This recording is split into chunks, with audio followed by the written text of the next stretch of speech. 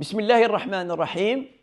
الكلمة الثالثة من اللهجة الجزائرية والتي ورد ذكرها في القرآن الكريم هي كلمة جابوا. جابوا بمعنى أحضروا، وقد ورد ذكرها في قول الله عز وجل: وثمود الذين جابوا الصخر بالوادي. المفسرون فسروا كلمة جابوا بمعنى قطعوا، أي ثمود الذين قطعوا أو قطعوا الصخر بالوادي. ولكن التفسير المرجح وهو أن ثمود الذين جابوا أي أحضروا الصخر بالوادي، لأن بي هذه في اللغة العربية هي باء ظرفية، جابوا الصخر بالوادي. ولكن العلماء فسروها تفسيرا آخر: جابوا أي بمعنى قطعوا.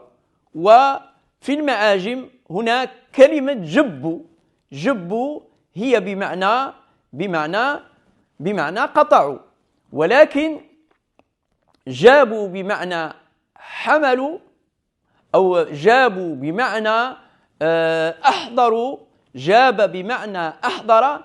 هذه الكلمة بهذا المعنى غائبة في كل المعاجم، أي أن المعاجم لم ترصد كلمة جاب بهذا المعنى، مع أن كل اللهجات العربية من شبه الجزيرة العربية إلى المشرق إلى المغرب كلها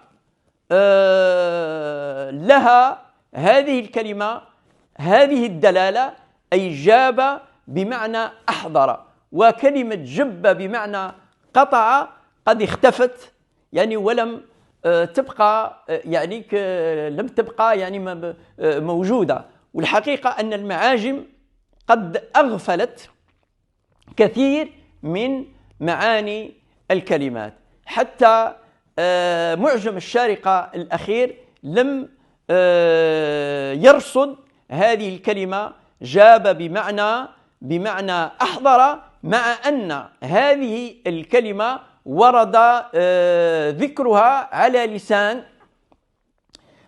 لسان الذهبي في إحدى الكتب، يقول جابوا بمعنى أحضروا، كما وردت في كتاب رياض النفوس لطبقات علماء القروان: جابوا القرطاس والمداد. وردت هذه الكلمة، مما يعني أن هذه الكلمة بهذا المعنى ضاربة في القدم.